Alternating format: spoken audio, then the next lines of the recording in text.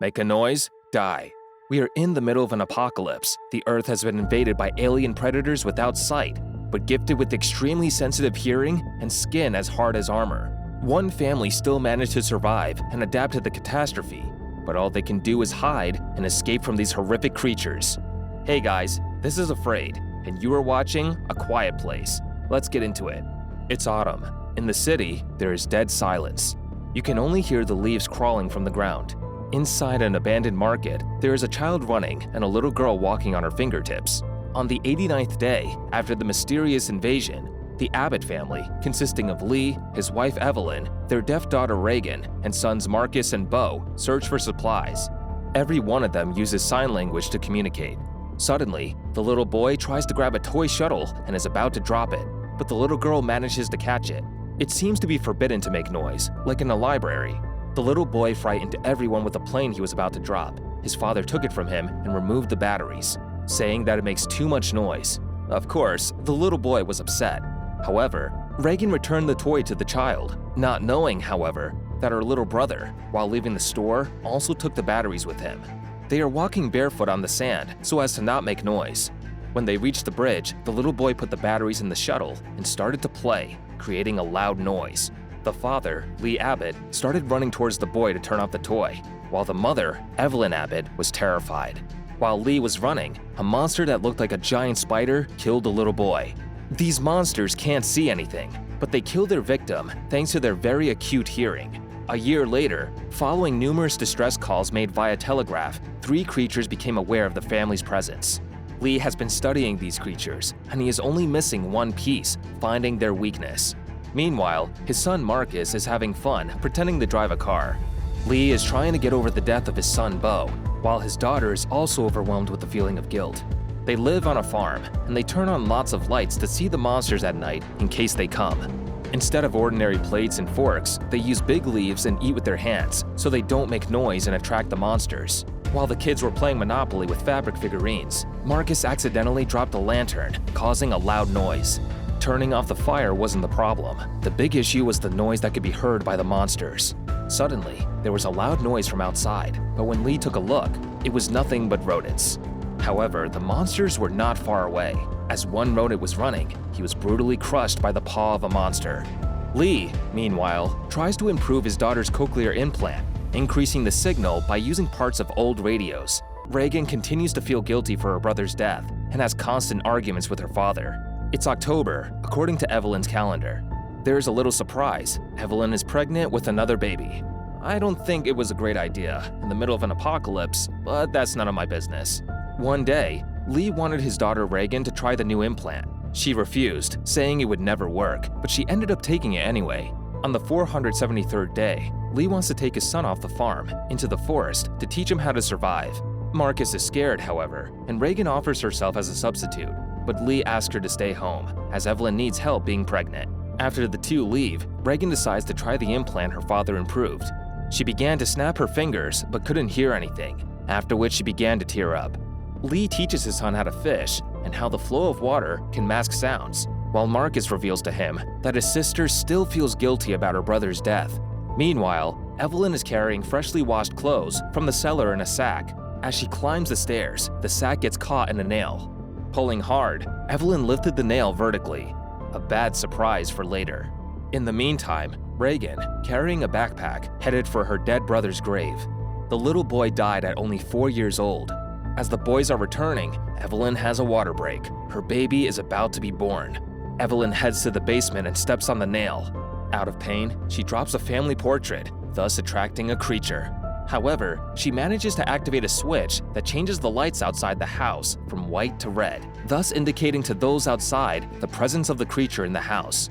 The monstrous creature entered the house, and Evelyn set a timer to distract the creature if it ever entered the basement. Breathing deeply, she had to remain calm despite the severe foot injury and pain in her belly. Lee, who saw the red lights, orders his son to create a distraction, which is to set off fireworks. In the meantime, Evelyn hides in a corner. The mysterious creature has entered the basement. The alien was making scary noises and looked truly terrifying. After a while, the creature opened its ears and could hear the sound of the clock.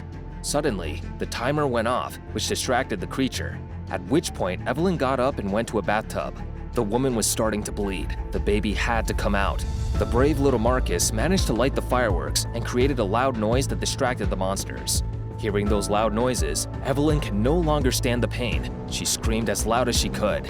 Lee entered the house and found his wife and newborn son hiding in the shower. Meanwhile, Marcus was still outside and heard a noise in the corn plantation. He began to run, but hit a tractor wheel and fell. Back in the house, Lee took his wife and the little baby to the soundproof basement, where the infant is secured. Reagan and Marcus were still outside. A creature was near Reagan, but is disturbed by a very high-frequency sound caused by Reagan's implant. The same sound also bothered Reagan. Suddenly, the creature could no longer handle the sound and ran away. Inside the soundproof room, Lee and Evelyn could talk without being heard. Reagan was able to find Marcus's lighted flashlight and Marcus himself. In the meantime, Lee had gone out to look for them and rescue them. Unfortunately, Lee couldn't notice the water coming out of a pipe broken by the creatures, slowly, that the amount of water could flood the room. Marcus and Reagan take refuge on top of a pit to store corn, lighting a fire to warn their father of their location. Evelyn, who was in the soundproof room, notices that water was flooding the entire room. She took the baby in her arms and realized they were not alone. From the water peeled the head of a creature. The child was emitting noises, but the sound of the flowing water was louder, so the monster could not hear him. In the meantime, Marcus falls into the container, sinking and almost suffocating in the corn, but is saved by Reagan. The two are then attacked by a creature. As they try to protect themselves with the door, Reagan's newly enhanced cochlear implant reacts to the creature's proximity by emitting a high-frequency sound, causing it to flee. Lee finds the boys again, who escape from the vessel through a hole created by the escaping creature. The creature returns, and Lee attacks it with an axe, while the two children, on their father's orders, go to hide in an abandoned pickup truck. During the attack, Lee is wounded in the belly, and Marcus screams in despair, attracting the creature's attention. In that desperate moment, Lee sacrifices himself to save them, in turn attracting the creature to him, which kills him. In the meantime, Marcus started the car, and together with Reagan, they escaped. Reagan, who had not previously been allowed to go into the basement, sees for the first time his father's notes on the creatures and his experimentation with the various cochlear implants, as well as the radio equipment.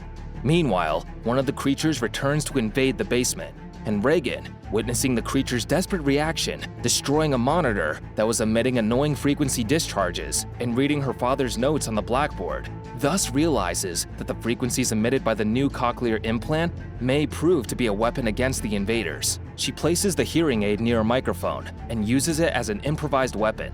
Disoriented and in pain, the creature falls to the ground, apparently dead.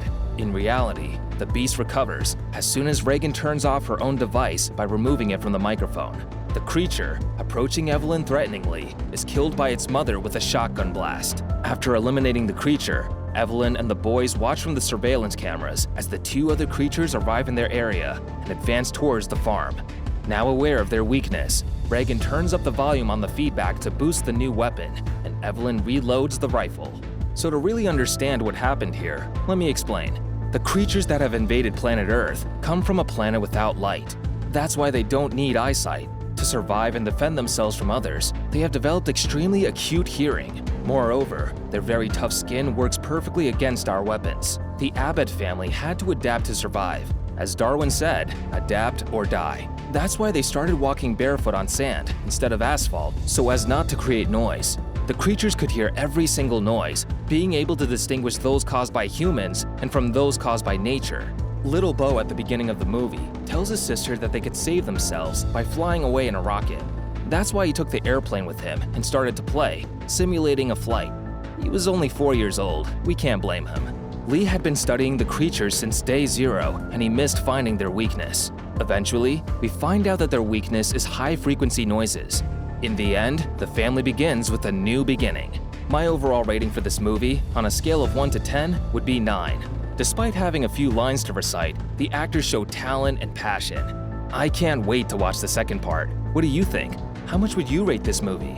Let me know down in the comments and tell me which movie you would like to see next. If you enjoyed this video, press that like button and subscribe to not miss horror movies like this one. And as always,